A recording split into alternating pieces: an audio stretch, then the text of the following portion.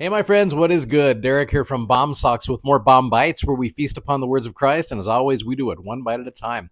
So we get the awesome opportunity of getting into three really good sections this week, sections 20, 21, and 22. We get the organization of the church. We've got the importance of following the prophet. We've got principles and ordinances. And we've got a whole bunch of great videos from our Bomb Bites video collection to help you enjoy this week. And if you haven't already, you got to go check out our amazingly comfortable gospel-themed socks at bombsocks.com. Godspeed, my friends, and enjoy the episode.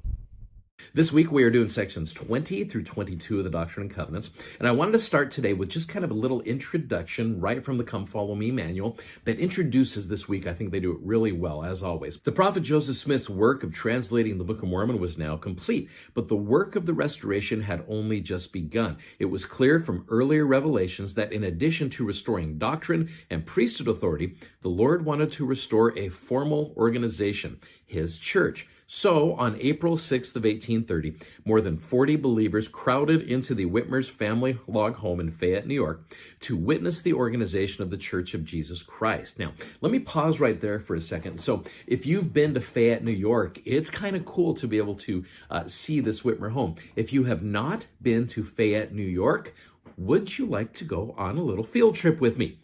I'm going to take you on a field trip. See you in a minute. All right, my friends, welcome to Palmyra, New York. I know that was a quick little trip, right?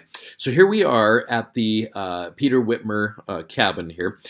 This right here, if you were to go here, if any of you have been here, just to the right of here, there's a visitor center that they've created. It's wonderful. But this is a replica of what Peter Whitmer's farmhouse most likely looked like.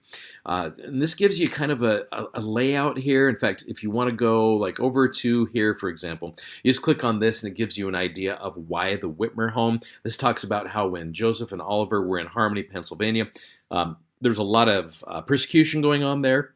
And so Oliver had written to David Whitmer and wanted to know if they could come to his home to be able to translate. So that's how they got here. You can click over here. You can see the various sides of the house.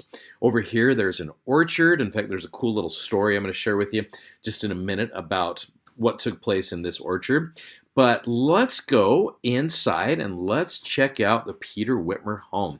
Again, it is not very big. If you were to go in there, it really, this right here lets you know that there were not a lot of people here. David himself estimates that on April 6th of 1830, the day the church was organized, his family home was filled with more than 50, probably in upwards of 60 people who participated in this founding meeting of the church.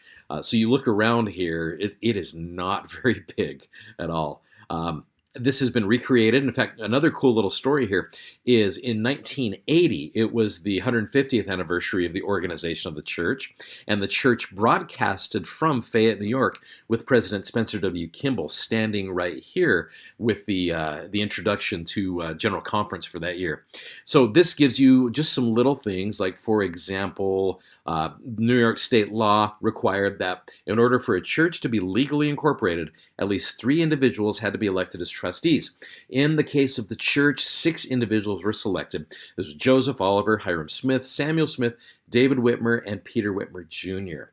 So the cool thing about this, you can just click on any area of this and it'll give you some great little stories.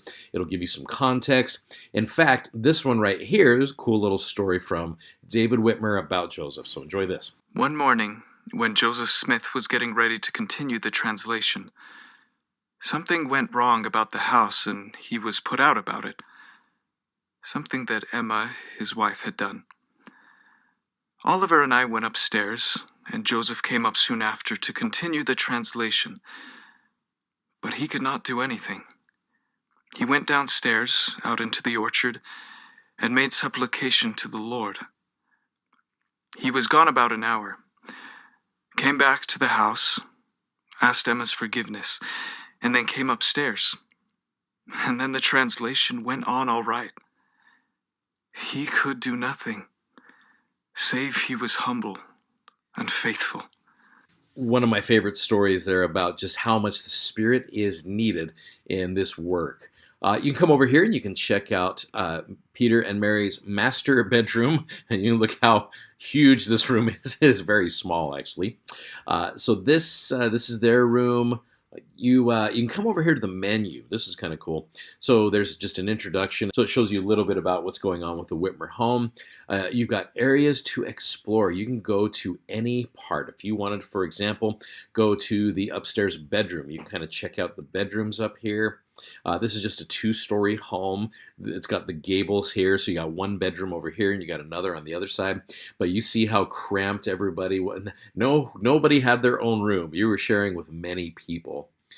Here's the west bedroom over here. You can click right here and it can tell you a little bit about what took place.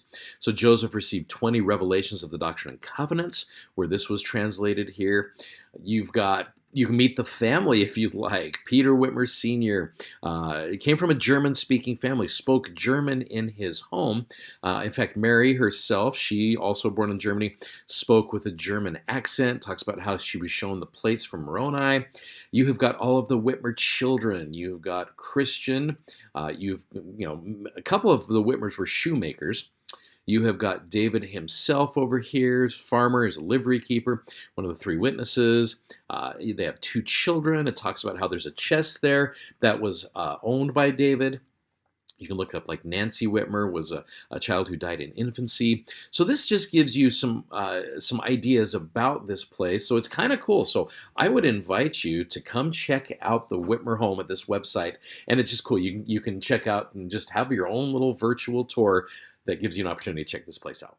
Okay, I hope you enjoyed that. It's a great website to go to. Again, history.churchofjesuschrist.org, and you can go to those virtual tours there. And so that gives you an idea about the Whitmer home. Now, continuing and just finishing off with this introduction here. Still, some people wonder, why is an organized church necessary? Great question. The answer may be found, at least in part, in the revelations connected with that first church meeting in 1830. Here, blessings are described that would not be possible if the true Church of Jesus Christ had not been regularly organized and established in the latter days.